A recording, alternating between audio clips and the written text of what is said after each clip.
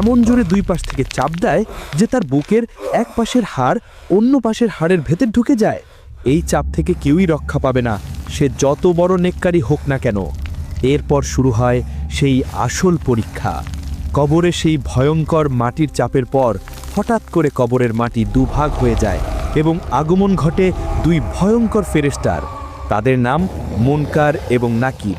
হাদিসের বর্ণনা অনুযায়ী তাদের দেখতে অত্যন্ত ভয়ঙ্কর।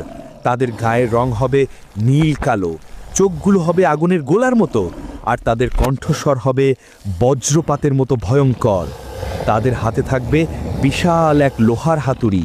সেটি এত ভারী হবে যে দুনিয়ার সকল মানুষ মিলেও তা মাটি থেকে তুলতে পারবে না। তারা কবরের সেই লোকটাকে বসিয়ে দেবেন এবং এক ভয়ঙ্কর ধমকের সুরে জিজ্ঞেস করা শুরু করবেন।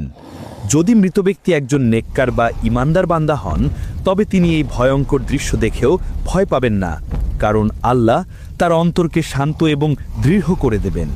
ফেরেশতারা তাদের বজ্রকণ্ঠে প্রথম প্রশ্ন করবেন, মান রব্বুকা, তোমার রবকে?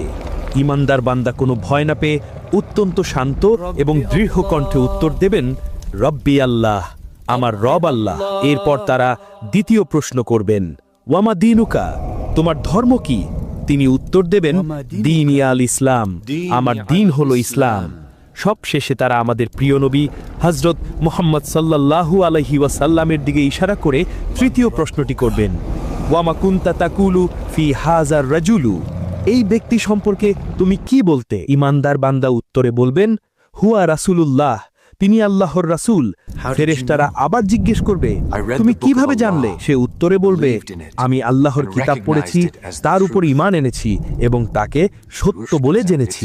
এই তিনটি প্রশ্নের সঠিক উত্তর দেওয়ার পর আসমান থেকে এক গায়েবী আওয়াজ আসবে, আমার বান্দা সত্য বলেছে, তার জন্য জান্নাতের একটি বিছানা বিছিয়ে দাও, তাকে জান্নাতের পোশাক পরিয়ে দাও এবং তার জন্য জান্নাতের একটি দরজা খুলে দাও। সাথে সাথেই তার কবরকে 70 হাত প্রশস্ত করে দেওয়া হবে এবং তার কবরটা জান্নাতের আলো আর সবুজে ভরে যাবে।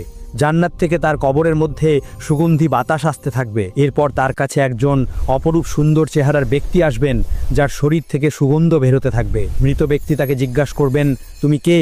তোমার চেহারা এত সুন্দর কেন? সেই সুন্দর ব্যক্তি উত্তর দেবেন, আমি তোমার নেক আমল, আর আল্লাহ আমাকে পাঠিয়েছেন, আজ থেকে আমি তোমার সঙ্গী, তোমার কোনো ভয় নেই। এরপর সেই ইমানদার বান্দা আল্লাহর কাছে দোয়া করবেন, হে আল্লাহ, দয়া করে তাড়াতাড়ি কিয়ামত কায়েম করুন, যাতে আমি আমার পরিবার এবং জান্নাতের অফুরন্ত নিয়ামত উপভোগ করতে পারি।